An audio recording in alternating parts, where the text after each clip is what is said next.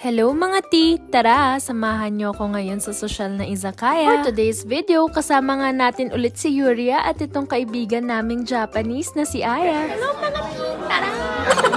Kung napanood nyo nga yung mini vlog number 17 ko, same building lang pala yung izakaya na to. Dahil wala nga kaming reservation, nagantay lang kami dito saglit. Nasa labas pa nga lang, todo chika na kami. Ito nga pala tayo sa Pekori. Western style izakaya nga pala to, kaya kung makikita nyo, kakaiba nga pala yung kanilang ambience. Gaya nga ng unang binlog ko na izakaya, meron din silang drink all you can. Yung food menu nga pala nila dito is more on western style. Pero meron din namang ilan-ilan na Japanese. Kagaya ng sashimi, edamame, at iba pa. Dahil summer season pa nga nung binlog ko to, ito nga pala yung special menu nila para sa summer. Pag nag-avail ka nga ng drink all you can, bibigyan ka nila ng gantong menu. Kahit orderin mo lahat yan, basta kaya mong inumin. Char! Thank you nga rin pala dito kay Aya dahil siya nag-recommend nitong izakaya na to. By the way, andyan na nga pala yung first drink namin. Umorder nga si Aya ng umeboshi sour. Si Yuri at ako naman is lemon sour. Minsan nga lang pala din kami makumpletong tatlo. Kaya buti na lang bago umuwi si Yuria ng Pinas ay nakumpleto kami.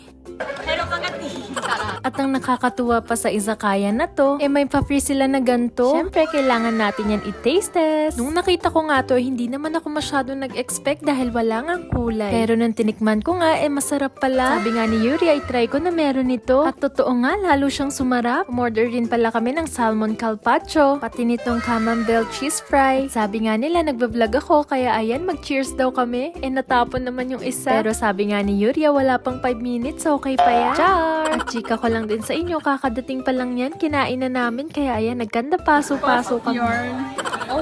Pero ang sarap din ng cheese na to, kaya ayan, umorder pa kami ulit. At itong na-order namin na jagabata, sobrang sarap din. Napaka-crispy ng balat, tapos buttery yung loob. Tapos sobrang sarap. At tinry din namin to tandoori chicken na ahijo. Curious nga kami kasi sobrang kakaiba nito. Sa sobrang sarap, gusto ko sana siyang balikan, kaya lang summer menu nga pala to.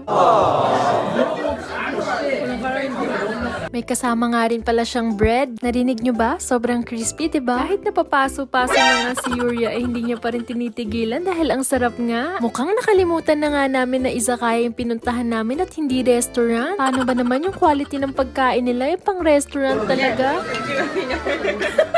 Back to the video, kaya nga pala kami natawa dyan. Sinasabi ni Aya, wala daw siya sa frame. Kaya sabi ko, ayan, solo mo yun.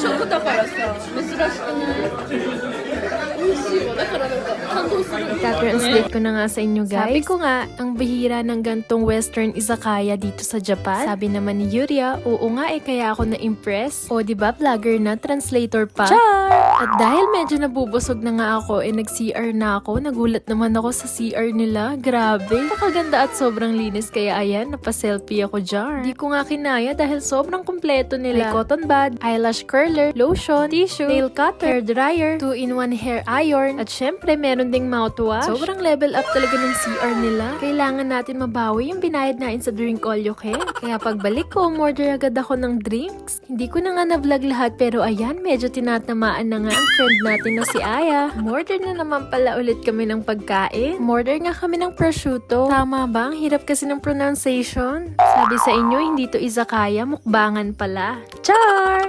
Dahil nga lasing na si Aya, pinagpahinga muna namin siya. Nung nakapagpahinga, nagyayapang magtikila. Laban yung ate mo. Char! At dahil pinush talaga namin na magkita-kita kaming tatlo, meron pa palang out of town to si Aya mamaya.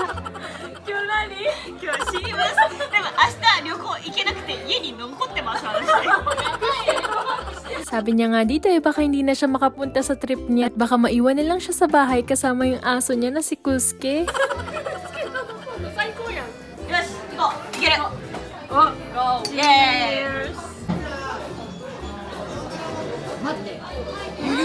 At wala na nga yung tama niya dahil sabi niya, carry ko pa naman pala. At ayan, umorder pa nga ulit si Aya ng tequila. Nani? Kaya pa mga tea?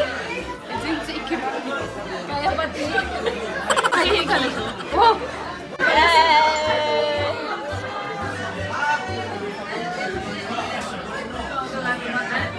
Pagka-shot nga namin dito, umuwi na kami. At syempre, may bill reveal tayo. 13,563 yan nga yung inabot ng bill namin. At kapag suki ka na nga nila, lalagay nga nila dyan yung picture mo. At dahil malapit na nga mag-last train, ayan, nagmamadali na ako. I hope you enjoyed this vlog. Thank you for watching. それじゃあ、またね. Bye bye!